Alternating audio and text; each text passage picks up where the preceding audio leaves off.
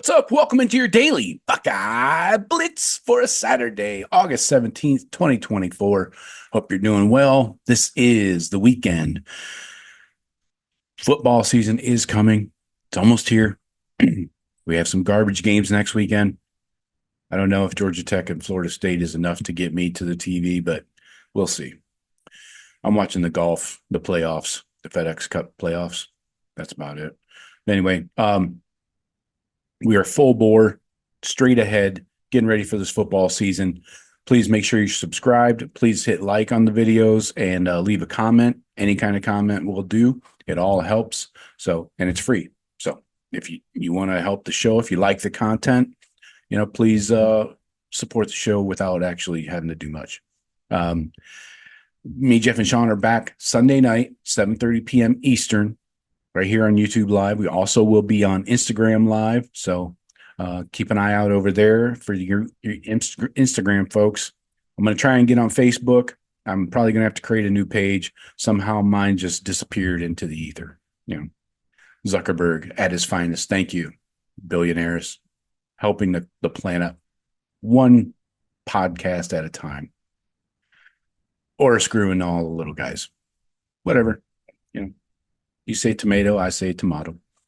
Anyway, today we're talking freshmen, Buckeye freshmen. Who's going to play?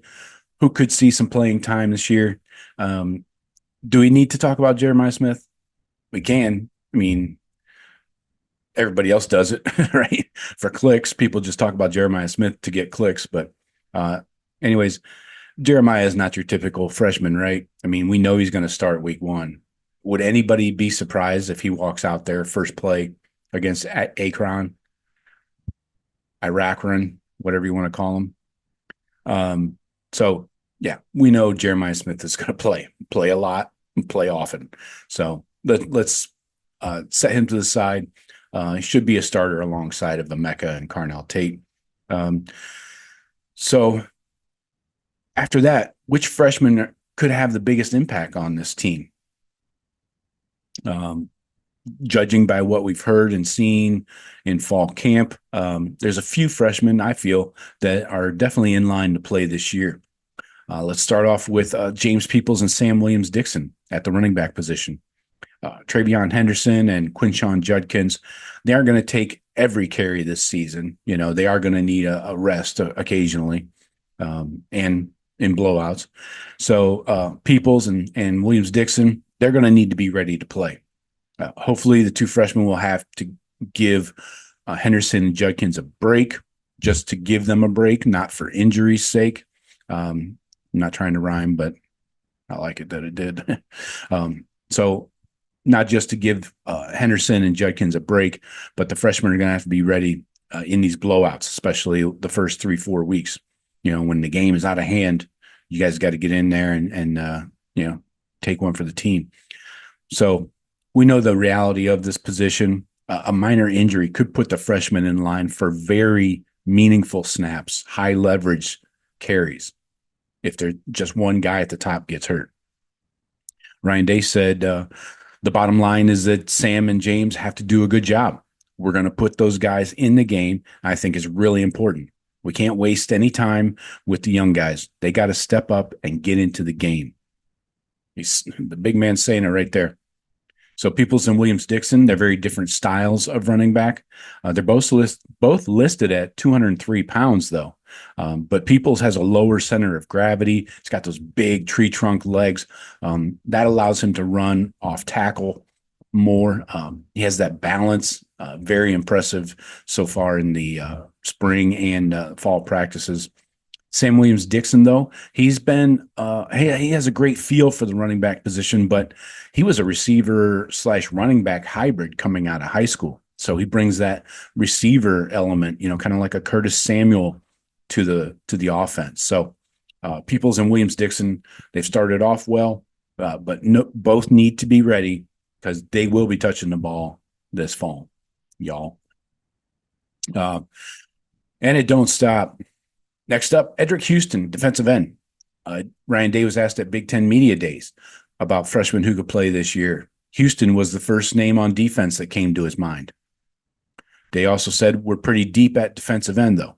So anyway, Houston has an uphill battle to get playing time with JT Tuamoloau, Jack Sawyer, Caden Curry, Kenyatta Jackson, and even Mitchell Melton. He's going to get in there occasionally. So those guys are all going to eat up the snaps. So realistically, in a rotation over the season, how does Houston fit in? Houston, do we have a problem? It helps Houston that no one else outside of JT and Jack have locked up a role, so cracking the rotation is going to be difficult, but taking a red shirt this year is probably not likely. So he's going to play more than 4 games. Houston has a high ceiling, has some strong pass rush moves. He's going to play a major role next year in 2025. But so LJ, Larry Johnson, needs to get him some experience this year. To compare, JT Tuamoloau played 286 snaps his freshman year in 2021. He was the 4th defensive end in the rotation. Jack Sawyer, same year, had 173 snaps. He was 5th in the rotation. So we'll see Houston this fall for sure, but he's probably in line for fewer than JT and Jack in their freshman years. Maybe 200 snaps at the most. Next up, let's talk linebackers. Garrett Stover, from the Stover family of Central Ohio. The linebacker position is loaded. You got Cody Simon, Sonny Styles, CJ Hicks. So expect them to dominate all the snaps. But then you got Arvell Reese and Gabe Powers. They're emerging as rotation players.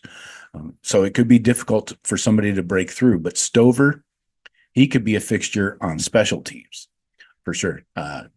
James Laurinaitis, linebackers coach, said Garrett can run. I'll tell you that. I think sometimes you got to get them to slow down because he can be a little spastic at times with his feet. But if he's not on the kickoff unit, then that's a problem because he can fly. So Laurinaitis putting in a bid for his guy to be on kickoff. Stover's classmate Peyton Pierce recently lost his black stripe, even after missing spring and spring ball entirely. He could get some special teams work too. You got Jermaine Matthews. He led all true freshmen last year in special team snaps with 91. That's a decent load. Leave it alone. Anyway, he was mostly on kick and punt return special teams. Arvell Reese had 53 snaps on special teams. That was only in 8 games. Remember, he got dinged up there in week 8 and didn't get much action the rest of the year. Reese's role in 2023 could be a reasonable goal for Stover. So over 15 or 16 games, he could be up over 100 snaps on the season for Garrett. Laurinaitis said, quote, he's doing well. There's a learning curve there with him. The thing I love about Garrett is he's tough. Those Stover boys are tough. He's learning. I think Garrett will have a role on special teams. Next up, let's talk corners. Aaron Scott, number 1 corner in Ohio in the 2024 class. Scott is in the same situation as Houston. He's shown some flashes, but he's also in a really, really deep position group. So finding meaningful defensive snaps is going to be tough. It might be more difficult for Scott because in addition to the 3 starters, there are 2 sophomores in front of him, Jermaine Matthews and Calvin Simpson-Hunt. But Scott has gotten Tim Walton's attention. Walton said he's competitive, coachable, has a passion to play the game. He has a lot of energy. That's a big part of it. But you got to have passion and energy to play the game. He does a great job with it. Scott has great measurables. He's got the length, the poundage, and he's got that competitive mindset. So that's a good place to begin, right? Something to work with. His snaps could be mostly in late in games and blowouts. Like Matthews, though, in 2023, Scott should be a regular on special teams. And last up, Jaylen McLean. We'll get into the safeties here as they're trying to build depth in that safety room. Jim Knowles talked about it this past week. Jaylen McLean, though, the most important defensive snaps will be taken up by Caleb Downs and Lathan Ransom on the field, of course. McLean, though, seems like he's making a push to be in the 2D. He had a strong fall camp, an impressive spring. Ryan Day said he's done a nice job. He'll see some time this season for sure. Malik Hartford and Jaden Bonsu are the two other safeties to keep in mind there. Also, you got the transfer from South Carolina, Keenan Nelson Jr. So he brings experience to the room.